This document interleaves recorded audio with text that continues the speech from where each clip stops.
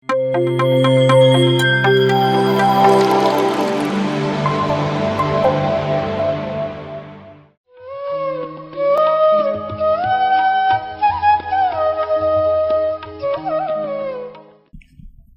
ಆತ್ಮಬಂಧುಗಳಿಗೂ ನಮಸ್ಕಾರಗಳೊಂದಿಗೆ ಮೊದಲೇದಾಗಿ ಮಾತೃದೇವೋಭವ, ಪಿತೃದೇವೋಭವ, ಆಚಾರ್ಯ ದೇವೋಭವ, ಅತಿಥಿ ದೇವೋ ಭವ.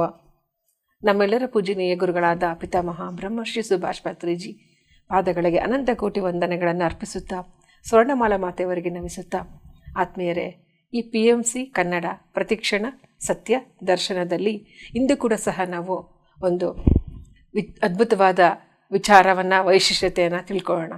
ಏನದು ಅಂತ ಹೇಳಿದರೆ, ಪತ್ರಿಜಿ ಧ್ಯಾನ ಮಹಾಯಾಗ. ಇದೇ ತಿಂಗಳ 21ನೇ ತಾರೀಕಿನಿಂದ ಪ್ರಾರಂಭ ಆಗ್ತಕ್ಕಂಥ ಒಂದು ಪತ್ರಿಜಿ ಧ್ಯಾನ ಮಹಾಯಾಗದ ಒಂದು ವೈಶಿಷ್ಟ್ಯತೆ ಅಂದರೆ ಏನು, ಅದರ ವೈಶಿಷ್ಟ್ಯತೆ ಏನು, ಅದರಲ್ಲಿ ನಡೀತಕ್ಕಂಥ ಕಾರ್ಯಕ್ರಮಗಳೇನು, ಧ್ಯಾನ ಮಹಾಯಾಗ ಅಂದರೆ ಏನು, ಇದೆಲ್ಲ ವಿಚಾರಗಳನ್ನು ನಮಗೆ ತಿಳಿಸ್ಕೊಡ್ಲಿಕ್ಕೆ ನಮ್ಮ ಜೊತೆ ಇದ್ದಾರೆ ಶ್ರೀಯುತ ಸುಧಾಕರ್ ಪೂರ್ಣ ಸರ್ ಅವರು. ನಾನು ಅವರನ್ನು ಹೃದಯಪೂರ್ವಕ ಸ್ವಾಗತವನ್ನು ಕೋರ್ತಾ ಇದ್ದೀನಿ. ಅಣ್ಣ, ತಮಗೆ ಸ್ವಾಗತ. ನಮಸ್ತೆ. ನಮಸ್ತೆ ಮೇಡಮ್. ಪ್ರತಿಯೊಬ್ಬರಿಗೂ ಗೊತ್ತಿದೆ ಪೂರ್ಣ ಸರ್ ಯಾರು ಅಂತಂದೇಳಿ. ಇವರು ಕೂಡ ಸಹ ಕಳೆದ 2009ರಿಂದ ಧ್ಯಾನ ಮಾಡ್ತಾ ಮಾಂಸಾಹಾರಿಗಳಿಂದ ಸಸ್ಯಾಹಾರಿ ಬದಲಾಗಿ ತಮ್ಮ ಜೀವನವನ್ನು, ತಮ್ಮ ಕುಟುಂಬವನ್ನು ಅದ್ಭುತವಾಗಿ ನಡೆಸ್ಕೊಂಡು ಬಂದು ಅದ್ಭುತವಾಗಿ ಜ್ಞಾನವನ್ನು ಎಲ್ಲರಿಗೂ ಹಂಚ್ತಾ ಇದ್ದಾರೆ. ಹಾಗೆ ಇವತ್ತು ಕೂಡ ಸಹ ಒಂದು ಪತ್ರಿಜಿ ಧ್ಯಾನ ಮಹಾಯಾಗದಕ್ಕೆ ಪ್ರತಿಯೊಬ್ಬರಿಗೂ, ಎಲ್ಲ ಧ್ಯಾನ ಮಿತ್ರರಿಗೂ ನಾನು ಆತ್ಮಪೂರ್ವಕ, ಹೃದಯಪೂರ್ವಕ ಸ್ವಾಗತ, ಸುಸ್ವಾಗತ ಧ್ಯಾನ ಮಹಾಯಜ್ಞಕ್ಕೆ ಅಂತ ಕೋರ್ತಾ, ಅಣ್ಣವರೇ, ಈಗ 21ನೇ ತಾರೀಕು ನಮಗೆ ಪತ್ರಿಜಿ ಧ್ಯಾನ ಮಹಾಯಾಗ ಅಂದರೆ ಒಂದು ಹಬ್ಬ. ನಮಗೆ ವರ್ಷದಲ್ಲಿ ನಮಗೆ 2 ದೊಡ್ಡ ದೊಡ್ಡ ಹಬ್ಬಗಳು, ನಾಡ ಹಬ್ಬಗಳು ಹೆಂಗೋ ನಮಗೆ ಧ್ಯಾನ ಬಂಧುಗಳಿಗೆ ಅತ್ಯದ್ಭುತವಾದ ಹಬ್ಬಗಳು. ಈ ಒಂದು ಪತ್ರಿಜಿ ಧ್ಯಾನ ಮಹಾಯಾಗ ಅಂದರೆ ಏನು, ಯಾಕೆ ಈ ಹಬ್ಬವನ್ನು ಆಚರಿಸ್ತಾ ಇದ್ದೀವಿ? ಪ್ರಪ್ರಥಮವಾಗಿ ಎಲ್ಲ PMC ಕನ್ನಡ ವಾಹಿನಿ ವೀಕ್ಷಿಸುವಂಥ ಎಲ್ಲ ನನ್ನ ಆತ್ಮಬಂಧುಗಳಿಗೂ ಕೂಡ ನನ್ನ ಹೃತ್ಪೂರ್ವಕವಾದ ಧನ್ಯವಾದಗಳನ್ನು ಅರ್ಪಿಸುತ್ತಾ, ಹಾಗೆ ನಮ್ಮ ಪಿತಾಮಹ ಬ್ರಹ್ಮರ್ಷಿ ಪತ್ರಿಜಿ, ಗುರುಮಾತೆ ಸ್ವರ್ಣಮಾಲಾ ಪತ್ರಿಜಿ ಅಮ್ಮಗೂ ನಮಸ್ಕಾರಗಳನ್ನು ತಿಳಿಸುತ್ತಾ, ಮೈ ಡಿಯರ್ ಮಾಸ್ಟರ್ಸ್, ನಮಗೆ ತುಂಬ ಸಂತೋಷಕರವಾದ ಒಂದು ವಿಷಯ ಅಂತಂದರೆ ಪತ್ರಿಜಿ ಧ್ಯಾನ ಮಹಾಯಾಗವನ್ನು ನಾವು ಆರಿಸ್ಕೊಳ್ಸತಕ್ಕಂಥದ್ದು. ಆವಾಗಲೇ ಸುನೀತಾ ಮೇಡಮ್ ಅವರು ಹೇಳಿದರು, ಬುದ್ಧ ಪೌರ್ಣಿಮಾ ಒಂದು ಸಂಭ್ರಮಗಳು ಮತ್ತು ಕಡ್ತಾಳಲ್ಲೇ ನಡೀತಕ್ಕಂಥ ಧ್ಯಾನಮ ಚಕ್ರ ಒಂದು ಕ್ಷಣಗಳು, ಇವೆರಡೂ ಕೂಡ ನಮಗೆ ದೊಡ್ಡ ಹಬ್ಬ ರೀತಿಯಲ್ಲಿ ನಾವು ಸಂತೋಷದಿಂದ ತುಂಬ ನಮಗೆ ಆನಂದಕರವಾದ ಕ್ಷಣಗಳನ್ನು ನೀಡ್ತಕ್ಕಂಥದ್ದು. ಈ ಒಂದು ಪತ್ರಿಜಿ ಧ್ಯಾನ ಮಹಾಯಾಗ ಅಂತ ಅಂದರೆ ಏನಂದರೆ, ಹಿಂದೆ ನಾವೆಲ್ಲ ರಾಜಸೂಯ ಯಾಗ, ಅಶ್ವಮೇಧ ಯಾಗ ಅಂತ ನೋಡ್ತಾ ಇದ್ವಿ ರಾಮಾಯಣ ಮಹಾಭಾರತದಲ್ಲಿ. ಆದರೆ ಈ ಒಂದು ನಾವು ಧ್ಯಾನಿಗಳಾಗಿ ಒಂದು ಪತ್ರಿಜಿಯವರು ನಮಗೆ ನಮ್ಮ ಜೀವನದಲ್ಲಿ ಬಂದಾಗ ಇಂಥ ಎಷ್ಟೋ ಯಾಗಗಳನ್ನ ನಾವು ಮಾಡಿದ್ವಿ. ಆ ಪತ್ರಿಜಿ ಧ್ಯಾನ ಮಹಾಯಾಗ ಅಂತಂದರೆ ಆ ಒಂದು ಯಾಗದಲ್ಲಿ ಎಲ್ಲರೂ ಕೂಡ ಭಾಗವಹಿಸ್ತಕ್ಕಂಥದ್ದು. ಎಷ್ಟು ಜನ ಭಾಗವಹಿಸ್ತಾರೆ, ಎಷ್ಟೆಷ್ಟು ಜನ ಸಂಖ್ಯೆಯಲ್ಲಿ ಭಾಗವಹಿಸಿದಾಗ ಆ ಒಂದು ಯಾಗಕ್ಕೆ ಒಂದು ಶಕ್ತಿ ಸಿಗ್ತದೆ, ಒಂದು ಚೈತನ್ಯ ಸಿಗ್ತದೆ. ಹಾಗಾಗಿ ಈ ಪತ್ರಿಜಿ ಧ್ಯಾನ ಮಹಾಯಾಗ ಅಂದರೆ ಆ ಪತ್ರಿಜಿಯವರು ಒಂದು ಚೈತನ್ಯ ಜೊತೆ ನಾವು ಆ ಒಂದು ಯಾಗದಲ್ಲಿ ಪಾಲ್ಗೊಳ್ತಕ್ಕಂಥದ್ದು ಈ ಪತ್ರಿಜಿ ಧ್ಯಾನ ಮಹಾಯಾಗ. ಎಸ್ ಅಣ್ಣ, ಅದ್ಭುತವಾದದ್ದು. ಪತ್ರಿಜಿಯವರ ಒಂದು ಚೈತನ್ಯ ಶಕ್ತಿ ಜೊತೆಗೆ ನಾವೆಲ್ಲರೂ ಪಾಲ್ಗೊಳ್ತಕ್ಕಂಥದ್ದೇ ಪತ್ರಿಜಿ ಧ್ಯಾನ ಮಹಾಯಾಗ. ಪತ್ರಿಜಿ ಧ್ಯಾನ ಮಹಾಯಾಗಕ್ಕಿಂತ ಮುಂಚೆ ಹಲವಾರು ಹೆಸರುಗಳಲ್ಲಿ ಈ ಒಂದು ಧ್ಯಾನ ಮಹಾಚಕ್ರ ಅಂತಿತ್ತು, ಮಹಿಳಾ ಧ್ಯಾನ ಮಹಾಚಕ್ರ ಅಂತಿತ್ತು. ಇದರ ಹಿನ್ನೆಲೆ ಏನು ಅಣ್ಣ? ಪತ್ರಿಜಿ ಧ್ಯಾನ ಮಹಾಯಾಗದ ಹಿನ್ನೆಲೆ ಏನು ಅಂತ? ಈ ಒಂದು ಚೈತನ್ಯ ಒಂದೊಂದು ಯುಗಗಳಿಂದಲೂ, ಕೆಲವಾರು ವರ್ಷಗಳಿಂದಲೂ ಕೂಡ ಆ ಚೈತನ್ಯ ಅಂತಕ್ಕಂಥದ್ದು ಉನ್ನತಿ ಆಗ್ತಾ ಹೋಗ್ತದೆ. ಮುಂಚೆ ಧ್ಯಾನ ಮಹಾಯಜ್ಞ ಅಂತ ನಡೆಸ್ತಾ ಇದ್ರು. ಮೊದಲು ಒಂದು ಶ್ರೀಶೈಲಂ ಆಗಿರ್ಬೋದು, ಅಮರಾವತಿ ಆಗಿರ್ಬೋದು, ಅಲ್ಲೆಲ್ಲ ಫಸ್ಟ್ ಪ್ರಾರಂಭವಾಗಿದ್ದು ಧ್ಯಾನ ಮಹಾಯಜ್ಞ. ಆ ಧ್ಯಾನ ಮಹಾಯಜ್ಞದಲ್ಲಿ ಕೂಡ ಇವಾಗೇನು ಮಾಡ್ತಕ್ಕಂಥದ್ದೇ ಇತ್ತು. ಆದರೆ ಒಂದೊಂದು ಯಾಗಕ್ಕೂ ಒಂದು ಅಪ್ಗ್ರೇಡೇಷನ್ ಅಂತಕ್ಕಂಥದ್ದು ಬಂತು. ಈಗ ನಾವು ನೆಟ್ವರ್ಕಲ್ಲಿ ಹೇಳ್ಬೇಕಂದ್ರೆ 2G 5G 7G ಅಂತ ಹೆಂಗಂತೀವಿ, ಆ ರೀತಿ ಅಪ್ಗ್ರೇಡೇಷನ್ ಆಗ್ತಾ ಬಂತು ಆ ಒಂದು ಕಾನ್ಷಿಯಸ್ನೆಸ್. ಆ ಧ್ಯಾನ ಮಹಾಯಜ್ಞದಿಂದ ಮತ್ತು ಧ್ಯಾನ ಮಹಾಯಾಗ ಅಂತಾಯಿತು. ಧ್ಯಾನ ಮಹಾಯಾಗ ಕೆಲವು ವರ್ಷಗಳು ನಡೆದ ನಂತರ ಆಮೇಲೆ ಧ್ಯಾನ ಮಹಿಳಾ ಧ್ಯಾನ ಮಹಿಳಾ ಧ್ಯಾನ ಮಹಾಚಕ್ರ ಅಂತ, ಅಂದರೆ ಧ್ಯಾನಯಜ್ಞ, ಧ್ಯಾನ ಮಹಾಚಕ್ರ, ಮಹಿಳಾ ಧ್ಯಾನ ಮಹಾಚಕ್ರ ಅಂತ. ಈ ರೀತಿ ಒಂದೊಂದು ಯಾವಾಗ ಮಹಿಳಾ ಧ್ಯಾನ ಮಹಾಚಕ್ರ ಅಂತ ಬಂತು ಆವಾಗ ಸ್ತ್ರೀ ಶಕ್ತಿ ಅಂತ, ಅಂದರೆ ಫಿಮಿನೈನ್ ಎನರ್ಜಿ ಅಂತಕ್ಕಂಥದ್ದು ಒಂದು ಪ್ರಾಮುಖ್ಯತೆ ಬೇಕಾಗಿತ್ತಲ್ಲಿ. ಆವಾಗ ರಿಯಲ್ಲಾಗಿ ಅವಾಗ ಬೇಕಾಗಿತ್ತು. ಸೊ ಅದರಿಂದ ಅವರು ಮಹಿಳಾ ಧ್ಯಾನ ಮಹಾಚಕ್ರ ಅಂತ ಇಟ್ಟರು. ಆ ಮಹಿಳಾ ಧ್ಯಾನ ಮಹಾಚಕ್ರ ಇಡ್ಲಿಕ್ಕೂ ಕೂಡ ಪತ್ರಿಜಿಯವರ ಒಂದು ಮೂಲ ಕಾರಣ, ಹಿಂದೆ ಗೌತಮ ಬುದ್ಧ ಇರ್ತಕ್ಕಂಥ ಕಾಲದಲ್ಲಿ ಯಶೋಧರೆಗೆ ಆ ಪ್ರಾಮುಖ್ಯತೆ ಕೊಟ್ಟಿದ್ದಿಲ್ಲ. ಸೊ ಎಷ್ಟೋ ಈ ಒಂದು ಸ್ತ್ರೀಯರಿಗೆ ಶೋಷಣೆ ಆಗ್ತಕ್ಕಂಥದ್ದನ್ನು ನೋಡಿ ಸಹಿಸೋಕ್ಕಾಗಲಿಲ್ಲ ಪತ್ರಿಜಿಯವರಿಗೆ. ಸೊ ಸ್ತ್ರೀಯರಿಗೆ ಸ್ಥಾನಮಾನ ಕೊಡಬೇಕು, ಸ್ತ್ರೀಯರ ಮೇಲಿರಬೇಕು, ಅವರ ಚೈತನ್ಯ ನಮ್ಮ ಪುರುಷರ ಚೈತನ್ಯಕ್ಕಿಂತ ಜಾಸ್ತಿ ಇದೆ ಅಂತ ತಿಳಿದವರು ಮಹಿಳೆಗೆ ಒಂದು ಒತ್ತು ಕೊಟ್ಟು ಮಹಿಳಾ ಧ್ಯಾನ ಮಹಾಚಕ್ರಗಳಂತ ಮಾಡಿದ್ರು. ಆವಾಗಲಿಂದನೇ ತುಂಬ ಇಡೀ ಪ್ರಪಂಚದಾದ್ಯಂತ ಧ್ಯಾನಗಳು ಜಾಸ್ತಿ ಆದರು. ಯಾಕೆಂದರೆ ಒಬ್ಬ ತಾಯಿ ಧ್ಯಾನಕ್ಕೆ ಬಂದರೆ ಇಡೀ ಮಕ್ಕಳನ್ನ, ಇಡೀ ಕುಟುಂಬನ ನಿಭಾಯಿಸ್ತಾಳೆ. ಸೊ ಹಾಗಾಗಿ ಆ ಮಹಿಳಾ ಧ್ಯಾನ ಮಹಾಚಕ್ರ ಅಂತ ಬಂತು. ಮಹಿಳಾ ಧ್ಯಾನ ಮಹಾಚಕ್ರ ಆದಮೇಲೆ ಪತ್ರಿಜಿಯವರು ಒಂದು ಮಹಾಸಮಾಧಿ ಆದ ನಂತರ ಇದು 2ನೇ ವರ್ಷ. ಈ 2ನೇ ವರ್ಷ ಪತ್ರಿಜಿ ಧ್ಯಾನ ಮಹಾಯಾಗ. ಈ ಪತ್ರಿಜಿ ಧ್ಯಾನ ಮಹಾಯಾಗ ಇದೇ ತಿಂಗಳು 21ನೇ ತಾರೀಕಿಂದ 31ನೇ ತಾರೀಕುವರೆಗೂ 11 ದಿನಗಳ ಸತತ ಕಾಲ ನಡೀತಿದೆ. ಅದರಲ್ಲೆಲ್ಲ ಎಲ್ಲರೂ ಭಾಗವಹಿಸ್ಬೇಕಂತ ನಾನು ಕೇಳ್ಕೊತೇವೆ. ಪತ್ರಿಜಿ ಧ್ಯಾನ ಮಹಾಯಾಗ, ಪತ್ರಿಜಿಯವರು ಫಿಮಿನೈನ್ ಎನರ್ಜಿ ಬಗ್ಗೆ ಸಾಕಷ್ಟು ಒತ್ತು ಕೊಟ್ಟಿದ್ದೀರಿ ಅಂತ ಹೇಳಿದ್ರಿ. ಹೆಣ್ಣೊಂದು ಕಲಿತರೆ ಶಾಲೆಯೊಂದು ತೆರೆದಂತೆ. ಹಾಗೆ ಒಬ್ಬ ಹೆಣ್ಣು ಸ್ತ್ರೀ ತಾನು ಜ್ಞಾನವನ್ನು ತಿಳ್ಕೊಂಡ್ರೆ, ಧ್ಯಾನವನ್ನು ಮಾಡ್ತಾ ಇದ್ದರೆ ಇಡೀ ಖಂಡವನ್ನೇ ಜಯಿಸಬಲ್ಲಳು ಅಂತಕ್ಕಂಥದ್ದು ಒಂದು ಆಸೆ, ಒಂದು ದೂರದ ದೃಷ್ಟಿ ಪತ್ರಿಜಿಯವರಿಗಿತ್ತು.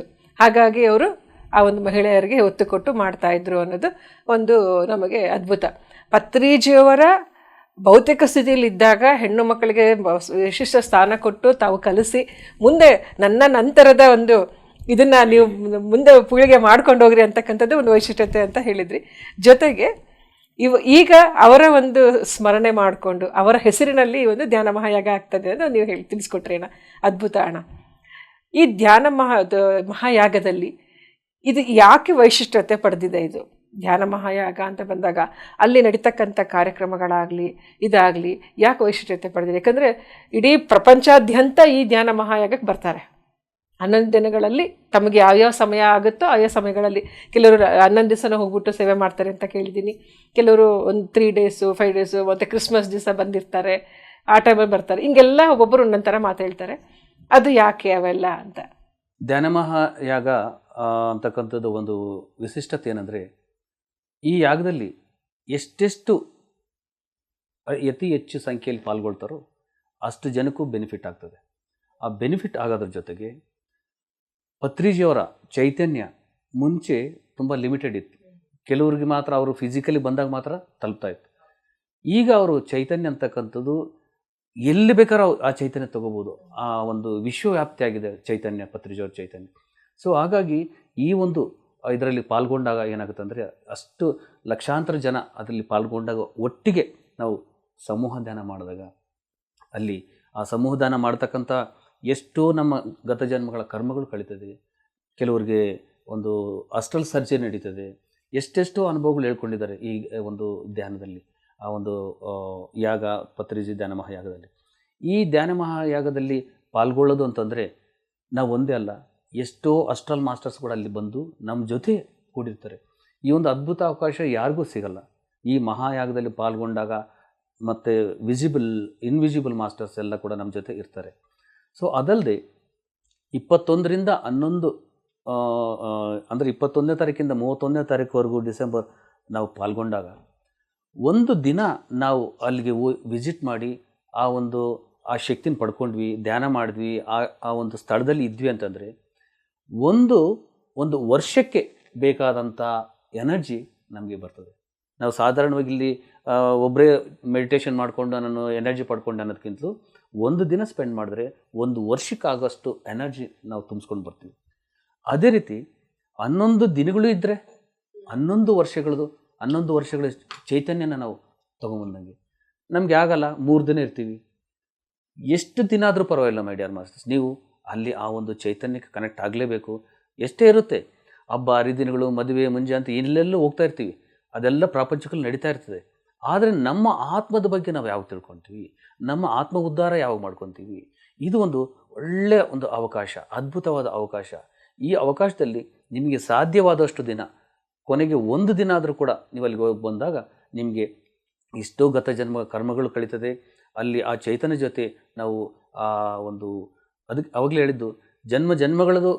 ಯಾಕಂದರೆ ಜನ್ಮಗಳ ಕರ್ಮಗಳು ಕಳ್ಕೋಬೇಕಂದ್ರೆ ನಾವು ಸಾಧನೆ ಮಾಡ್ತಾ ಜೊತೆಗೆ ಆ ಗುರು ಆಶೀರ್ವಾದ ಇದ್ದಾಗ, ಆ ಗುರುವಿನ ಜೊತೆ ಇದ್ದಾಗ ಆ ಒಂದು ಇದೇ ಇನ್ನೂ ಅತಿ ಬೇಗ ನಮಗೆ ಕರ್ಮಗಳಂತಕ್ಕಂಥದ್ದು ದಗ್ನ ಆಗ್ತಾ ಹೋಗ್ತದೆ. ಹಾಗಾಗಿ ಈ ಪತ್ರಿಜಿ ಧ್ಯಾನ ಮಹಾ ಯಾಗ ಅಂತಕ್ಕಂಥದ್ದು ಏನಂದರೆ, ಈಗ ಒಂದು ದೊಡ್ಡ ರಾಶಿ ಆ ಕಟ್ಟಿಗೆ ಒಂದು ಬೆಂಕಿ ಬಿದ್ದಿರುತ್ತೆ. ಆ ಬೆಂಕಿನಲ್ಲಿ ಅದರದ್ದೇ ಗಾತ್ರವಾದ ಅದರದ್ದೇ ಇರ್ತಕ್ಕಂಥ ಒಂದು ಕೆಲವು ಹಸಿ ಕಟ್ಟಿಗೆಗಳನ್ನ ಅಲ್ಲಿ ಹಾಕಿ ಸೌದೆ ಹಾಕಿದರೆ ಅದೇನಾಗುತ್ತೆ, ಅದು ಹಸಿರುತ್ತೆ, ಉರಿಬಾರ್ದು. ಆದರೆ ಆ ಒಣಕಟ್ಟೆಗಳ ಜೊತೆಗೆ ಇದೂ ಭಸ್ಮಾಗಿ ಹೋಗ್ತದೆ. ಅಂದರೆ ಅಲ್ಲಿ ಹೋಗ್ತಕ್ಕಂಥದ್ದು ನಮ್ಗೆ ಎಷ್ಟೇ ಹಸಿ ಕಟ್ಟೆಗಳಂದರೆ ನಮ್ಮ ಕರ್ಮಗಳು, ಆ ಕರ್ಮಗಳು ಕೂಡ ಆ ಸೌದೆಯಲ್ಲಿ ಹಾಕಿದಾಗ ದಗ್ನ ಆಗ್ತಾ ಹೋಗ್ತದೆ. ಅಂಥ ಒಂದು ಕಾರ್ಯಗಳು ನಡೀತಕ್ಕಂಥದ್ದು ಇಂಥ ದೊಡ್ಡ ದೊಡ್ಡ ಮಹಾಯಾಗಗಳಲ್ಲಿ. ಹಾಗಾಗಿ ಇಂಥ ದೊಡ್ಡ ಮಹಾಯಾಗಗಳಲ್ಲಿ ಭಾಗವಹಿಸೋದು ನಮ್ಮದು ತುಂಬ ಒಂದು ಪ್ರಾಮುಖ್ಯತೆ. ಒಂದು ಒಣ ಕಡ್ಡಿ ಜೊತೆಗೆ ಹಸಿ ಕಡ್ಡಿನ ಹಾಕಿದಾಗ ಅಷ್ಟೊಂದು ಉರಿಯೋ ಬೆಂಕಿನಲ್ಲಿ ಹಸಿದು ಕಾಣಿಸೋದೇ ಇಲ್ಲ. ಅಂದರೆ ನಮ್ಮಲ್ಲಿರ್ತ ಕರ್ಮಗಳು ಎಷ್ಟು ಹೆಂಗೆ ಭಸ್ಮ ಆಗ್ತವೆ ಅನ್ನೋದನ್ನು ಅದ್ಭುತವಾಗಿ ತಿಳಿಸ್ಕೊಟ್ರೆ. ಹಾಗೆ ಅಲ್ಲಿ ನಡೀತಕ್ಕಂಥ ಕಾರ್ಯಕ್ರಮಗಳ ಬಗ್ಗೆ ಏನು ಹೇಳ್ತೀರಾ ನೀವು? ಯಾಕಂದರೆ ನಾನು ಕೇಳಿರ್ಪಟ್ಟಿರೋ ಹಾಗೆ 3 ಗಂಟೆಗಳ ಸಂಗೀತನಾದ ಧ್ಯಾನ ಇರುತ್ತೆ, ಮತ್ತು ಬೇರೆ ಬೇರೆ ಜ್ಞಾನ ಹಂಚಿಕೆ ಥರ ಇರುತ್ತೆ. ಅಂಥದ್ದು ಯಾವುದಾದ್ರು ಒಂದು ನಿಮ್ಗೆ ಗೊತ್ತಿರೋ ಥರ ಹೇಳಿ. ಅಲ್ಲಿ ನಾವು ಹೋದಾಗ ನಾವು ಹೋಗಿ ಸುಮ್ಮನೆ ವೀಕ್ಷಣೆ ನೋಡಿ ಬರ್ತಕ್ಕಂಥದ್ದಲ್ಲ. ಅಲ್ಲಿ ನಾನಾ ಥರ ಒಂದು ಆ್ಯಕ್ಟಿವಿಟೀಸ್ ನಡೀತಾ ಇರುತ್ತೆ. ಬೆಳಗಿನ ಜಾವ 5 ಗಂಟೆಯಿಂದ ಒಂದು 8 ಗಂಟೆವರೆಗೂ ಕೂಡ 3 ಗಂಟೆಗಳ ಸತತವಾದ ಒಂದು ಸಾಮೂಹಿಕ ಧ್ಯಾನ, ಸಂಗೀತ ಧ್ಯಾನ, ಮತ್ತು ಆ ಪಿರಮಿಡ್ ಧ್ಯಾನ, ಪ್ರಕೃತಿ ಧ್ಯಾನ, ಎಲ್ಲ ಒಂದು ಶಕ್ತಿಯುತವಾದ ಆ ಧ್ಯಾನದಲ್ಲಿ, ಆ 3 ಗಂಟೆಗಳ ಧ್ಯಾನದಲ್ಲಿ ಪ್ರತಿಯೊಬ್ಬರು ಭಾಗವಹಿಸಿದಾಗ ಏನಾಗುತ್ತೆ ಅಂದರೆ ಅದ್ಭುತವಾದ ಅನುಭವಗಳಾಗ್ತದೆ. ಅವ್ರಿಗೆ ಎಷ್ಟೆಷ್ಟು ಎಕ್ಸ್ಪೀರಿಯನ್ಸಸ್ ಆಗ್ತದೆ. ಎಕ್ಸ್ಪೀರಿಯನ್ಸಸ್ ಅಂತಂದರೆ ಆಗಲಿ ಬಿಡಲಿ, ತನ್ನಷ್ಟಕ್ಕೆ ತಾನೇ ಆ ಕ್ಲೆನ್ಸಿಂಗ್ ಅಂತಕ್ಕಂಥದ್ದು, ನಾಡಿಮಂಡಲ ಅಂತಕ್ಕಂಥದ್ದು ಅಲ್ಲಿಗೆ ಹೋದಾಗ ಒಂದು ಶುದ್ಧೀಕರಣ ನಡೀತದೆ. ನಮಗೆ ಗೊತ್ತಿಲ್ಲದಂತಲೇ ನಡೀತದೆ. ಅಲ್ಲಿ ಕುತ್ಕೊಂಡಿರೋದೊಂದೇ ಗೊತ್ತಿರುತ್ತೆ ನಾವು ಯಾವ ರೀತಿ ಆಳವಾಗಿ ಆ ಸಂಗೀತ ಧ್ಯಾನದಲ್ಲಿ ಹೋಗಿಡ್ತೀವಿ. ಅಂದರೆ ಆ 3 ಗಂಟೆಗಳ ಧ್ಯಾನ ನಮ್ಮ ಜೀವನನೇ ಒಂದು ಪರಿವರ್ತನೆ ಮಾಡ್ತಕ್ಕಂಥದ್ದು. ಆಮೇಲೆ ಆ ಒಂದು ಧ್ಯಾನ ಮುಗಿದ ನಂತರ ಮತ್ತೆ ಅಲ್ಲಿ ಊಟದ ವ್ಯವಸ್ಥೆ ಇರುತ್ತೆ, ಬ್ರೇಕ್ಫಾಸ್ಟ್ ಇರುತ್ತೆ, ಲಂಚ್ ಇರುತ್ತೆ, ಡಿನ್ನರ್ ಇರುತ್ತೆ. ಅತೀ ರುಚಿಕರವಾದ ಭೋಜನ ಅಲ್ಲಿ. ಅಂಥ ಭೋಜನ ನಾವು ಎಲ್ಲಿ ನೋಡೋಕ್ಕೆ ಸಾಧ್ಯ ಇಲ್ಲ. ಯಾಕೆಂದರೆ ಅದು ಶುದ್ಧ ಸಾತ್ವಿಕ ಫುಡ್ ಅಲ್ಲೆಲ್ಲ. ಮತ್ತು ಬ್ರೇಕ್ಫಾಸ್ಟ್ ಮಾಡ್ಕೊಂಡು ಬಂದ ನಂತರ ಮತ್ತೆ ಎಲ್ಲ ಕಡೆ ಕೂಡ ಸ್ಟಾಲ್ಸ್ ಇರುತ್ತೆ. ಬೇರೆ ಬೇರೆ ಎಲ್ಲ ಒಂದು ಚಾನೆಲ್ಸ್ದು ಸ್ಟಾಲ್ಸ್ ಇರುತ್ತೆ. ಅದರಲ್ಲಿ ಬುಕ್ಸ್, ನಿಮಗೆ ಬೇಕಾದಂಥ ಆಧ್ಯಾತ್ಮಿಕ ಪುಸ್ತಕಗಳು ಸಿಗ್ತದೆ. ಮತ್ತು ಕ್ರಿಸ್ಟಲ್ಸ್ ಅಂತೆ, ಪಿರಮಿಡ್ಸ್ ಅಂತೆ, ಏನೇನು ನಮಗೆ ಈ ಧ್ಯಾನಕ್ಕೆ ಪೂರಕವಾಗ್ತಕ್ಕಂಥ ಎಲ್ಲ ವಸ್ತುಗಳು ಅಲ್ಲಿ ಸಿಗ್ತದೆ. ಅಲ್ಲಿ ಹೋದಾಗ ಮತ್ತೆ ಏನಾಗ್ತದೆ, ಅಲ್ಲಿ ಕೆಲವು ವರ್ಕ್ಶಾಪ್ಸ್ ನಡೀತಿರುತ್ತೆ. ಮತ್ತು ಅಲ್ಲಿ ಪಾರ್ವತಿ ಒಂದು ಮಹಾ ಪ್ರಾಂಗಣದಲ್ಲಿ ಕೂಡ ಮತ್ತೆ ಕ್ಲಾಸಸ್ ನಡೀತಿರುತ್ತೆ. ಬೇರೆ ಬೇರೆ ಕಡೆ ವರ್ಕ್ಶಾಪ್ ನಡೀತಿರುತ್ತೆ. ಬೇರೆ ಬೇರೆ ಸೇತು ಮತ್ತು ಒಂದು ಆತ್ಮಜ್ಞಾನ ಆಗಿರ್ಬೋದು. ಆ ಒಂದು ವರ್ಕ್ಶಾಪ್ಸ್ ನಡೀತಾ ಇರ್ಬೇಕಾದ್ರೆ ನಿಮಗೆ ಯಾವುದು ನೀವು ಬೇಕಂದರೆ ಅಲ್ಲಿ ಅಟೆಂಡ್ ಆಗ್ಬೋದು. ಆಮೇಲೆ ಸಾಂಸ್ಕೃತಿಕ ಕಾರ್ಯಕ್ರಮಗಳು ನಡೀತಾ ಇರುತ್ತೆ ಆ ಒಂದು ಪ್ರಾಂಗಣದಲ್ಲಿ. ಮತ್ತು ಎಂತೆಂಥೋ ಪ್ರಪಂಚ ವಿವಿಧ ಕಡೆಯಿಂದ ಮ್ಯೂಸಿಷಿಯನ್ಸ್ ಬಂದಿರ್ತಾರೆ. ಅಲ್ಲಿ ದೊಡ್ಡ ದೊಡ್ಡ ಮಹಾಗುರುಗಳು, ಹಿಮಾಲಯದಿಂದ ಕೆಲವು ಗುರುಗಳು ಬರ್ತಾರೆ ಅವ್ರ ಸಂದೇಶ ನೀಡಲಿಕ್ಕೆ. ಈ ಥರ ಡಿಫ್ರೆಂಟ್ ಮಾಸ್ಟರ್ಸ್ನ ಮೂಲೆಗಳಿಂದ ಕೂಡ ಇವಾಗ ಅಟ್ರಾಕ್ಟ್ ಆಗ್ತಿದ್ದಾರೆ ಪಿರಮಿಡ್, ನಮ್ಮ ಮಹೇಶ್ವರ ಪಿರಮಿಡ್ ಇದಕ್ಕೆ. ಯಾಕೆಂದರೆ ಅಂಥ ಚೈತನ್ಯ ಆ ಹಿಮಾಲಯದಲ್ಲಿ ಇರ್ತಕ್ಕಂಥವ್ರಿಗೆ ಕೂಡ ಆ ಫೀಲ್ ಆಗ್ತದೆ ಇಲ್ಲಿಗೆ ಹೋಗಬೇಕು ಅಂತ. ಹಾಗಾಗಿ ಹಿಮಾಲಯದಿಂದ ಎಷ್ಟೋ ಯೋಗಿಗಳು ಅಲ್ಲಿಗೆ ಒಂದು ಸಂದೇಶ ನೀಡಲಿಕ್ಕೆ ಬರ್ತಿದ್ದಾರೆ. ಬರೋದ್ರ ಜೊತೆಗೆ ನಾವು ಎಲ್ಲ ಕಾರ್ಯಕ್ರಮಗಳನ್ನು, ಒಂದು ಸಾಂಸ್ಕೃತಿಕ ಕಾರ್ಯಕ್ರಮಗಳಿರ್ಬೋದು, ಅದೆಲ್ಲ ಮಾಡೋದ್ರ ಜೊತೆಗೆ ಮತ್ತು ನಾವು ಇನ್ನು ಪಿರಮಿಡ್ ಒಳಗಡೆ ಹೋದಾಗ, ಮಹೇಶ್ವರ ಪಿರಮಿಡ್ ಒಳಗಡೆ ಹೋದಾಗ ಅದ್ಭುತವಾದ ಒಂದು ಎನರ್ಜಿ ಇದೆ. ಅಲ್ಲಿ ಮಹಾತಾರ ಬಾಬಾ ಕೇವ್ ಅಂತಿದೆ, ಮಹಾತಾರ ಬಾಬಾ ಗುಹೆ ಇದೆ. ಸ್ವಲ್ಪ ನೀವು ಹತ್ತಿದಾಗ ಅದು ಒಂದು ಆಲ್ರೆಡಿ ಬೋರ್ಡ್ ಬರೆದಿದ್ದಾರೆ. ಅದ್ರ ಒಳಗಡೆ ಹೋಗಿ ಧ್ಯಾನ ಮಾಡಿದಾಗ ಅದ್ಭುತವಾದ ಶಕ್ತಿ, ವಿತಿನ್ ಸೆಕೆಂಡ್ಸಲ್ಲಿ ನಾವು ಡೀಪ್ ಸ್ಟೇಟ್ಗೆ ಹೋಗ್ತೀವಿ. ಆ ಒಂದು ಮಹಾತಾರ ಬಾಬಾಜಿ ಕೇವ್. ಅದರಿಂದ ಸ್ವಲ್ಪ ಮೇಲೆ ಹೋದಾಗ ಕಿಂಗ್ಸ್ ಚೇಂಬರ್ ಇದೆ. ಆ ಕಿಂಗ್ಸ್ ಚೇಂಬರು ಅಲ್ಲಿ ಸಾಧ್ಯ ಆದರೆ, ಯಾಕೆಂದರೆ ತುಂಬ ಕ್ರೌಡ್ ಇರೋದ್ರಿಂದ ನೀವು ನೋಡಿಕೊಂಡು ಜಸ್ಟ್ ಅಲ್ಲಿ ಹೋಗಿ ಎಷ್ಟು ಸಮಯ ಆಗುತ್ತೋ ಅವರು ಅಲ್ಲಿ ಕಂಟ್ರೋಲ್ ಮಾಡ್ತಿರ್ತಾರೆ. ಅಲ್ಲಿ ಎಲ್ಲರನ್ನೂ ಲಾಸ್ಟ್ ಜಸ್ಟ್ ಒಂದು 10 ಮಿನಿಟ್ಸ್ ಇಲ್ಲ ಹಾಫ್ ಆನ್ ಅವರ್ ಮಾಡಿಬಿಟ್ಟು ಬರ್ತಾ ಇರಬೇಕು, ಬೇರೆಯವ್ರಿಗೆ ಅವಕಾಶ ಕೊಡ್ತಿರಬೇಕು. ಆ ಚೈತನ್ಯ ಶಕ್ತಿನ ಕೂಡ ಎಲ್ಲ ನಾವು ಸದುಪಯೋಗ ಪಡಿಸ್ಕೋಬೇಕಲ್ಲಿ. ಈ ಥರ ಆ್ಯಕ್ಟಿವಿಟೀಸ್ ಎಲ್ಲ ನಡೀತಾ ಇರುತ್ತೆ. ನಮಗೆ ಎಲ್ಲಿ ಸಾಧ್ಯ ಆಗುತ್ತೋ ಇಲ್ಲ ಅಲ್ಲಿ ನಾವು ಸೇವೆ ಮಾಡೋಕ್ಕೆ ಸಾಧ್ಯ ಆದರೆ, ಅಲ್ಲಿ ವಾಲಂಟ್ರಾಗಿ ನಾವು ಸಾಧ್ಯ ಆದರೆ ನಾವು ಅದರಲ್ಲೇ ಪಾಲ್ಗೊಳ್ಳೋಣ. ಅಲ್ಲಿಗೆ ಹೋಗಿದ ಮೇಲೆ ನಾವು ಟೈಮ್ ವೇಸ್ಟ್ ಮಾಡಬಾರ್ದು. ಪ್ರತಿಯೊಂದು ಯಾವುದೋ ಒಂದು ಆ್ಯಕ್ಟಿವಿಟೀಸಲ್ಲಿ ಇಲ್ಲ ಧ್ಯಾನ ಮಾಡ್ತಿರ್ಬೇಕು, ಇಲ್ಲ ಸತ್ಸಂಗ ಕೇಳ್ತಾ ಇರಬೇಕು, ಇಲ್ಲ ಯಾವುದೋ ಸೇವೆಯಲ್ಲಿ ಭಾಗವಹಿಸಿರಬೇಕು. ಈ ರೀತಿ ವಿವಿಧ ಘಟಗಳಿಂದ ನಾವು ಜ್ಞಾನ ಪಡಿತಾ ಇರ್ಬೋದು. ಅದ್ಭುತ ಅಣ್ಣ. ಒಂದು ಕಾರ್ಯಕ್ರಮ ಮೂಡಿ ಬರ್ತಾ ಇದೆ ಅಂದರೆ ಅದರಿಂದ ಸಾಕಷ್ಟು ಕೆಲಸಗಳು ನಡೆದಿರುತ್ತೆ. ಯಾಕಂದರೆ ಉದ್ದೇಶ ಪತ್ರಿಜಿಯವ್ರು ಹೇಳಿರೋದೇನೆ ಪ್ರತಿಯೊಬ್ಬರಿಗೂ ಆ ಜ್ಞಾನ ಮುಟ್ಟಬೇಕು ಅಂತಂದೇಳಿ. ಹಾಗೆ ಬೆಳಗ್ಗೆ 5 ಗಂಟೆಯಿಂದ ಪ್ರಾರಂಭ ಆಗಿ ಧ್ಯಾನದಿಂದ ಪ್ರಾರಂಭ ಆಗುತ್ತೆ. ಭಿನ್ನ ಭಿನ್ನವಾದ ಕಾರ್ಯಕ್ರಮಗಳು ಒಂದೊಂದು ಪ್ರಾಂಗಣದಲ್ಲಿ ಒಂದೊಂದು ಕಾರ್ಯಕ್ರಮಗಳು ನಡೀತಾ ಇರುತ್ತೆ ಅಂತ ಹೇಳಿದ್ರಿ. ನಿಜ ಅದೆಲ್ಲ ಸರಿ. ಈಗ ಅಲ್ಲಿ ಹೋಗ್ತಕ್ಕಂಥ ಅಲ್ಲಿ ಹೋಗ್ತೀವಿ ನಾವು, ಅದ್ರ ಉದ್ದೇಶ ಹೋಗಬೇಕು ಅಂತ ಹೋಗ್ತೀವಿ. ನೀವು ಹೇಳಿದ್ರೆ ಹೋಗೋದಷ್ಟೇ ಅಲ್ಲ, ಇದರಲ್ಲಿ ಪಾಲ್ಗೊಳ್ಬೇಕು ಅಂತ. ಪಾಲ್ಗೊಂಡಾಗ ನಮ್ಮಲ್ಲಿ ಆಗ್ತಕ್ಕಂಥ ಒಂದು ಪರಿವರ್ತನೆ ಯಾವ ರೀತಿ ಪಾಲ್ಗೊಂಡ್ರೆ ವಾಲಂಟಿಯರ್ ಸೇವೆ ಅದು ಮಾಡ್ಬೋದು ಅಂತ ಹೇಳಿದ್ರಿ. ಏನೇ ಸೇವೆ ಮಾಡಿದರೂ ಕೂಡ ಸಹ ನಮ್ಮಲ್ಲಿ ಆಗ್ತಕ್ಕಂಥ ಬದಲಾವಣೆಗಳಿಗೆ ಮುಖ್ಯ ಕಾರಣಗಳೇನು? ಅಲ್ಲಿ ಹೋದಾಗ ಏನಾಗುತ್ತೆ ಅಂದರೆ, ಒಂದು 3 ಗಂಟೆಗಳ ಧ್ಯಾನ ಮಾಡಿದಾಗ ನಮಗೆ ಒಂದು ಶಕ್ತಿ ಬರುತ್ತೆ, ವಿಶ್ವಶಕ್ತಿ ನಾವು ಪಡಿತಾ ಹೋಗ್ತೀವಿ. ನಮ್ಮಲ್ಲಿ ಆ ನಾಡಿಮಂಡಲಕ್ಕೆ ಏನು ಬೇಕೋ ಅದೆಲ್ಲ ಕ್ಲೆನ್ಸಿಂಗ್ ಆಗುತ್ತೆ. ಆಮೇಲೆ ಅಲ್ಲಿ ನಡೀತಕ್ಕಂಥ ವರ್ಕ್ಶಾಪ್ಸ್ ಆಗಿರ್ಬೋದು, ಆ ಒಂದು ಕ್ಲಾಸಸ್ ಆಗಿರ್ಬೋದು, ಅದರಿಂದ ನಾವು ಒಂದು ಏನಂತಾರೆ ಸತ್ಸಂಗ ನಡೀತದೆ, ಆ ನಾಲೆಡ್ಜ್ ಅಂತಕ್ಕಂಥದ್ದು ಬರ್ತದೆ. ಡಿಫ್ರೆಂಟ್ ಅಲ್ಲಿ ಮ್ಯೂಸಿಕ್ಸ್ ಎಲ್ಲ ಇದ್ದಾಗ ಒಂದು ಎಂಟರ್ಟೈನ್ಮೆಂಟ್ ಅನ್ನೋದಿರುತ್ತೆ. ಇದೆಲ್ಲದರ ಜೊತೆಗೆ ನಮ್ಮಲ್ಲಿ ಪ್ರತಿಯೊಂದಕ್ಕೂ ಒಂದೊಂದಿದೆ. ಒಂದು ಸೌಂಡ್ ಅಂದರೆ ಸೌಂಡ್ ಥೆರಪಿ ಅಂತಾರೆ. ನಮ್ಮ ಸೆಲ್ಸಲ್ಲೂ ಒಂದು ಬ್ರೈನ್ ಸೆಲ್ಸ್ನೂ ಆ್ಯಕ್ಟಿವೇಟ್ ಆಗ್ತದೆ. ಮತ್ತು ನಮ್ಮಲ್ಲಿ ಚೈತನ್ಯ ಶಕ್ತಿಯಲ್ಲಿ ಮಾರ್ಪಾಟಾಗುತ್ತೆ.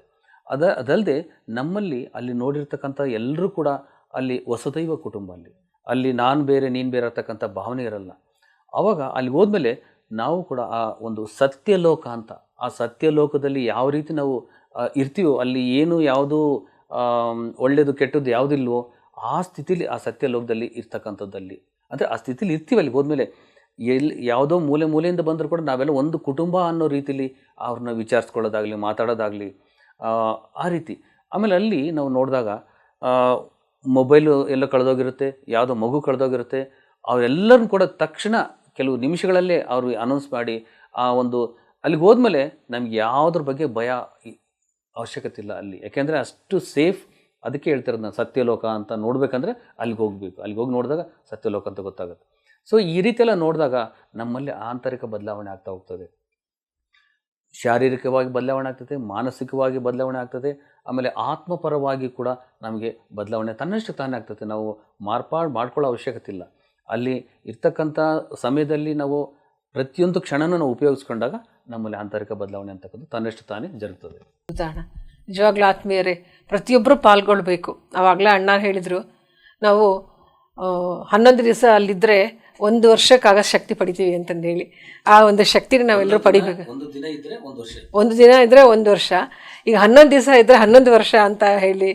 ಅದ್ಭುತ ಅಲ್ವಾ? ಅದರಿಂದ ನಮ್ಮ ಆಂತರಿಕ ಬದಲಾವಣೆಗಳು ಹೆಂಗಾಗುತ್ತೆ, ಶಾರೀರಿಕ ಬದಲಾವಣೆ, ಮಾನಸಿಕ ಬದಲಾವಣೆ, ಮತ್ತು ಜ್ಞಾನದಲ್ಲಿ ಕೂಡ ಸಹ ನಾವು ಪರಿವರ್ತನೆ ಆಗ್ತೀವಿ. ಹಾಗಾಗಿನೇ ಪತ್ರಿಜಿಯವರು ಧ್ಯಾನದಿಂದ ಜ್ಞಾನ, ಜ್ಞಾನದಿಂದ ಮುಕ್ತಿ ಅಂತ ಹೇಳಿದರು. ಅಣ್ಣ, ಕೊನೆಯದಾಗ ನಾನು ನಿಮ್ಮ ಹತ್ರ ಇನ್ನೊಂದು ಕೇಳಬೇಕು. ಏನಂತ ಹೇಳಿದರೆ, ಅಲ್ಲಿ ನಾವು ಪಾಲ್ಗೊಳ್ಬೇಕು ಅಂತ ಆಸೆ, ಅಲ್ಲಿ ಹೋಗ್ತಕ್ಕಂಥ ವ್ಯವಸ್ಥೆ ಏನು, ಅಲ್ಲಿ ತಂಗ್ತಕ್ಕಂಥ ವ್ಯವಸ್ಥೆ ಏನು? ಈಗ ಅವ್ರವ್ರ ಪ್ರದೇಶಗಳಿಂದ, ಈಗ ಫಾರ್ ಎಕ್ಸಾಂಪಲ್ ನಾನು ಬೆಂಗಳೂರಲ್ಲಿದ್ದೀನಿ ಅಂದರೆ ಬೆಂಗಳೂರಿಂದ ಅಲ್ಲಿಗೆ ಹೋಗೋ ವ್ಯವಸ್ಥೆ ಯಾವ ಥರ ಇರುತ್ತೆ? ಅಲ್ಲಿ ಹೋದ ನಂತರ ಅಲ್ಲಿ ನಮಗೆ ಉಳ್ಕೊಳ್ಳೋಕ್ಕೆ ಅಥವಾ ತಂಗೋಕ್ಕಂಥ ವ್ಯವಸ್ಥೆ ಯಾವ ಥರ ಇರುತ್ತೆ ಅಣ್ಣ? ನೀವು ಹೊರಡ್ಬೇಕಂತ ನೀವು ನಿರ್ಧಾರ ಮಾಡಿಕೊಂಡ್ರೆ ಎಲ್ಲನೂ ಯೂನಿವರ್ಸಲ್ ಪ್ಲ್ಯಾನ್ ಮಾಡುತ್ತೆ. ನಿಮಗೆ ಮನೇಲಿ ಹೋಗಬೇಡ ಅನ್ನೋರು ಕೂಡ ಹೋಗುವಂಥ ಅಂತ ಪರಿಸ್ಥಿತಿ ಬರ್ತದೆ. ಆ ಒಂದು ಶಕ್ತಿ ಅಷ್ಟಿದೆ. ಸೊ ಇಲ್ಲಿಂದ ನಾವು ದೇಶದ ನಾನಾ ಮೂಲೆಗಳಿಂದ ಕೂಡ ಎಲ್ಲರೂ ಒಂದು ಕಡ್ತಾಳ್ ಕಡೆ ಎಲ್ಲ ಬರ್ತಾ ಇದ್ದಾರೆ. ಬಂದಾಗ ನಾವು ಈ ಕಡೆ ನಮ್ಮ ಕರ್ನಾಟಕದಿಂದ ಹೋಗ್ತಕ್ಕಂಥವ್ರು, ನಾವು ಇಲ್ಲಿಂದ KSRTC ಬಸ್ ಇದೆ, ಮತ್ತು ಪ್ರೈವೇಟ್ ಬಸ್ಸಸ್ ಇದ್ದಾವೆ, ಮತ್ತು ಕಾಚಿಗೂಡ ಎಕ್ಸ್ಪ್ರೆಸ್ ಟ್ರೈನ್ ಇದೆ. ಮೋಸ್ಟ್ಲಿ ಟ್ರೈನಿಗೆ ಆಲ್ರೆಡಿ ಬುಕ್ ಆಗಿರುತ್ತೆ, 3 ತಿಂಗಳು ಮುಂಚೆನೇ ಆ ಒಂದು ರಿಸರ್ವೇಷನ್ಸ್ ಮಾಡಿಸಿರ್ತಾರೆ. ಆದರೂ ತತ್ಕಾಲದಲ್ಲಿ ಟ್ರೈ ಮಾಡಿ, ಕಡಿಮೆ ಸಮಯ ಇರೋದ್ರಿಂದ ಹೋಗ್ಬೇಕಂದ್ರೆ ಯಾವುದೋ ಮೂಲಕ ನಾವು ಹೋಗ್ಬೋದು, ಇಲ್ಲ ಎಲ್ಲರೂ ಸೇರಿ ಒಂದು ಕಾರ್ ಮಾಡ್ಕೊಂಡು ಹೋಗ್ಬೋದು, ವೆಹಿಕಲ್ ಮಾಡ್ಕೊಂಡು ಹೋಗ್ಬೋದು. ಮತ್ತು ಬಸ್ಸಸ್ ಇದೆ, KSRTC ಬಸ್ಸಸ್ ತುಂಬ ಇದೆ, ಅದರಲ್ಲಿ ಹೋಗ್ಬೋದು. ನಾವು ಇಲ್ಲಿಂದ ಹೋದ್ಮೇಲೆ ಅಲ್ಲಿ ಕಾಚಿಗೂಡ ಎಕ್ಸ್ಪ್ರೆಸ್ ಟ್ರೈನ್ಗೆ ಹೋದರೆ ಅಲ್ಲಿ ರೈಲ್ವೆ ಸ್ಟೇಷನ್ ಇದೆ. ರೈಲ್ವೆ ಸ್ಟೇಷನ್ ಇಳಿದ ತಕ್ಷಣವೇ ಅಲ್ಲಿ ಹೊರಗಡೆ ಬಂದಾಗ ಬಸ್ಸಸ್ ರೆಡಿ ಇರುತ್ತೆ. ಮುಂಚೆ ಕಡ್ತಾಳಿಗೆ ಮಾತ್ರ ಬಸ್ಸಸ್ ಇರ್ತಾಯಿತ್ತು. ಈಗ ನಮ್ಮ ಪಿರಮಿಡ್ ಪ್ರಾಂಗಣಕ್ಕೆ ಒಂದು ಕೆಫೆಟೇರಿಯಾ ಇದೆಯಲ್ಲ, ಆ ಕೆಫೆಟೇರಿಯಾಗೆ ಅಲ್ಲೇವರೆಗೂ ಹೋಗ್ತಕ್ಕಂಥ ವ್ಯವಸ್ಥೆ ಇದೆ, ಬಸ್ಸಸ್ ವ್ಯವಸ್ಥೆ ಇದೆ ಆ ಒಂದು ರೈಲ್ವೆ ಸ್ಟೇಷನಿಂದ. ಮತ್ತು ಮಹಾತ್ಮ ಗಾಂಧಿ ಬಸ್ ನಿಲ್ದಾಣ ಹೈದ್ರಾಬಾದ್, ಅಲ್ಲಿಂದ ನಾವು ಆ ಬಸ್ಸಿನ ವ್ಯವಸ್ಥೆಗಳಿರುತ್ತೆ. ಅಲ್ಲಿ ಪ್ಲ್ಯಾಟ್ಫಾರ್ಮ್ ನಂಬರ್ 25, 26 ಆ ಪ್ಲ್ಯಾಟ್ಫಾರ್ಮ್ ನಂಬರ್ಗೆ ಹೋದಾಗ ಆ ಕಡ್ತಾಳಿಗೆ ಹೋಗ್ತಕ್ಕಂಥ ಬಸ್ಸುಗಳು ಅಲ್ಲಿ ಹತ್ಕೋಬೋದು ನೀವು. ಅಲ್ಲಿಗೆ ಹೋಗಿ ಕೆಲವರು ಕಡ್ತಾಳಿಗೆ ಹೋಗಿ ಅಲ್ಲಿಂದ ಬೇರೆ ವ್ಯವಸ್ಥೆಯಲ್ಲಿ ಹೋಗ್ತಾರೆ. ಬಸ್ಸಸ್ ಅಂತೂ ಡೈರೆಕ್ಟಿಗಿದೆ. ನೀವು ಸಿಗಲಿಲ್ಲ ಅಂದರೆ ಕಡ್ತಾಳಲ್ಲಿ ಇಳ್ಕೊಂಡು ಅಲ್ಲಿಂದ ಬೇರೆ ಬಸ್ಸಿನ ವ್ಯವಸ್ಥೆಯಲ್ಲಿ ಹೋಗ್ಬೋದು. ಸೊ ಎಲ್ಲನೂ ಅನುಕೂಲ ಇದೆ. ಆಮೇಲೆ ಅಲ್ಲಿಗೆ ಹೋದ ನಂತರ ಉಳ್ಕೊಳ್ಳಿಕ್ಕೆ ಪೇಯ್ಡ್ ಡಾರ್ಮೆಟ್ರಿ ಇದೆ, ಮತ್ತು ಫ್ರೀ ಡಾರ್ಮೆಟ್ರೀಸ್ ಇದೆ, ಟೆಂಟ್ಸ್ ರೂಪದಲ್ಲಿರುತ್ತೆ. ನಾವಿನ್ನು ಅಲ್ಲಿಗೆ ಹೋಗಿ ನಾವೇನು ಅಲ್ಲಿ ಮಲಗೋ ಅವಶ್ಯಕತೆ ಇಲ್ಲ, ಯಾಕೆಂದರೆ ಜಸ್ಟ್ ಬ್ಯಾಗ್ ಇಡಲಿಕ್ಕೆ ಒಂದು ಜಾಗ ಬೇಕಷ್ಟೇ. ಅದಾದಮೇಲೆ ನಾವು ಯಾವಾಗಲೂ ಧ್ಯಾನದಲ್ಲಿರ್ತೀವಿ, ಎಲ್ಲ ಕಡೆ ಸತ್ಸಂಗ ಮಾಡ್ತಿರ್ತೀವಿ, ಎಲ್ಲರನ್ನ ಮಾಸ್ಟರ್ಗಳನ್ನ ಭೇಟಿ ಮಾಡ್ತಿರ್ತೀವಿ, ಅಷ್ಟು ಸಮಯ ನಮಗೆ ಕಡಿಮೆ ಬರ್ತದೆ. ಹಾಗಾಗಿ ಅಲ್ಲಿಗೆ ಹೋದ ನಂತರ ಮತ್ತು ಸ್ನಾನದ ವ್ಯವಸ್ಥೆ, ನೀರಿನ ವ್ಯವಸ್ಥೆ ಇದೆ, ಒಂದು ಟಾಯ್ಲೆಟ್ ಎಲ್ಲ ವ್ಯವಸ್ಥೆ ಇದೆ. ಅಲ್ಲಿ ಬಿಸಿನೀರು ಬೇಕಂದ್ರೂ ಕೂಡ ಒಂದು 10 ರೂಪೀಸ್ ಏನೋ ಕೊಟ್ಟರೆ ಆ ಬಿಸಿನೀರು ಸಿಗುತ್ತೆ, ಬಿಸಿ ನೀರು, ಆ ಬಿಸಿನೀರು ವ್ಯವಸ್ಥೆ ಇದೆ. ಆ ಸ್ನಾನ ಮಾಡಿಕೊಂಡು ಮತ್ತೆ ಬಂದು ನಾವು ಧ್ಯಾನಕ್ಕೆ ಕೂರ್ಬೋದು. ಈ ರೀತಿ ಅಲ್ಲಿ ಆಮೇಲೆ ಅಲ್ಲಿ ಇರಲಿಕ್ಕೆ ಎಲ್ಲ ವ್ಯವಸ್ಥೆ ಇದೆ. ಅಲ್ಲಿ ಏನೋ ಒಂದು ಡೌಟ್ ಇಲ್ಲ. ನೀವು ಮುಂಚೆನೇ ಅಲ್ಲಿಗೆ ಹೋದ ತಕ್ಷಣ ಅಲ್ಲಿ ಒಂದು ID ಕಾರ್ಡ್ ತೊಗೋಬೇಕು ನಾವು. ಆ ID ಕಾರ್ಡ್ ತೊಗೊಂಡಾಗ ಪ್ರತಿಯೊಬ್ಬರು ಅಲ್ಲಿ ಹೋಗಿ ಎಂಟ್ರಿ ಮಾಡಿ ID ಕಾರ್ಡ್ ತೊಗೊಂಡಾಗ ಅವ್ರಿಗೆ ಓಕೆ ಅವರು ಧ್ಯಾನಕ್ಕೋಸ್ಕರ ಬಂದಿದ್ದಾರೆ ಅಂತ ಗೊತ್ತಾಗುತ್ತೆ. ಆಮೇಲೆ ಯಾಗಾದರೂ ಆಗಲಿ ನೀವು ಆಧಾರ್ ಕಾರ್ಡ್ ಒಂದು ಕಾಪಿ ತೊಗೊಂಡೋಗಿರಿ, ಇಲ್ಲ ಮೊಬೈಲಲ್ಲಿ ಸಾಫ್ಟ್ ಕಾಪಿ ಆದರೂ ಇಟ್ಕೊಂಡೋಗಿ. ಆಧಾರ್ ಕಾರ್ಡ್ ಒಂದು ಸರಿ ಮ್ಯಾಂಡೇಟ್ರಿ ಅಂತ ಹೇಳ್ತಾರೆ. ಸೊ ಅದನ್ನು ಇಟ್ಕೊಂಡು ನೀವು ಅಲ್ಲಿ ಹೋಗಿ ID ಕಾರ್ಡು ನೀವು ಹಾಕ್ಕೊಂಡು ನೀವು ಎಲ್ಲ ಕಡೆ ಎಲ್ಲೆಲ್ಲಿ ನಿಮಗೆ ಸಾಧ್ಯ ಆಗುತ್ತೋ ಅಲ್ಲಿಗೆ ಹೋದ್ಮೇಲೆ ನಿಮಗೆ ಭಯ ಇಲ್ಲ. ನೀವು ಎಷ್ಟು ದಿನ ಇದ್ದರೂ ಕೂಡ ಅಲ್ಲಿಂದ ವಾಪಸ್ ಬರೋವರೆಗೂ ಕೂಡ ನಾವು ಎಲ್ಲ ವ್ಯವಸ್ಥೆ ಇದೆ, ಅದರ ಬಗ್ಗೆ ಯಾರಿಗೂ ಅನುಮಾನ ಬೇಡ.